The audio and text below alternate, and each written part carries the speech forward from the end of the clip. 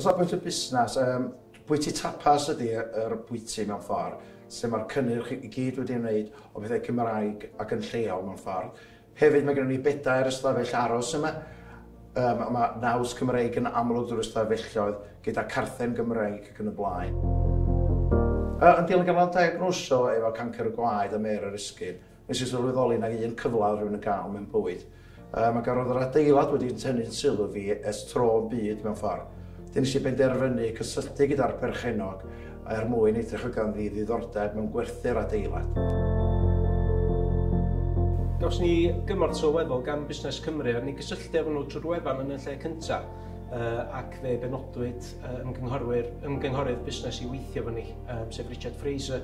Oedd yn dda i ni oedd Richard yn siarad Cymraeg a ni'n eisiau manteisio ar y cyfle i wneud y trafodaethau trwy gyfrwng y Gymraeg. A nath Richard helpu ni o ran yr elfennau cyllido o'r cynllun busnes a hefyd yn rhoi ni'n cyfeiriad cywir o ran grantiau a chymorth ariannol ar gael trwy Busnes Cymru neu trwy Groeso Cymru a Llywodraeth Cymru hefyd. So ni'n annog unrhyw person sy'n sbio ar datblygu neu cychwyn busnes i dod sydd at Busnes Cymru. Mae gennym ni tîm o cynghorwyr profiadol mewn bob math wahanol meysydd. Da ni'n redeg cyrsia, da ni'n neud yr cwbl lot trwy Cymraeg a Saesneg. Fel Cymru Cymraeg, dwi'n meddwl bod hi'n bwysig bod ni'n defnyddio gwasanaethau Cymraeg sy'n ar gael. Os da ni'n hynny ddim yn defnyddio nhw, wel pwy sy'n mynd i.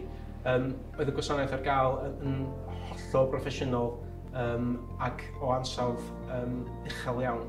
A hynny trwy gyfrwng y Gymraeg, os ni'n annog unrhyw un i geisio cael cymorth nhw os da nhw eisiau fod trwy gyfrwng y Gymraeg hefyd.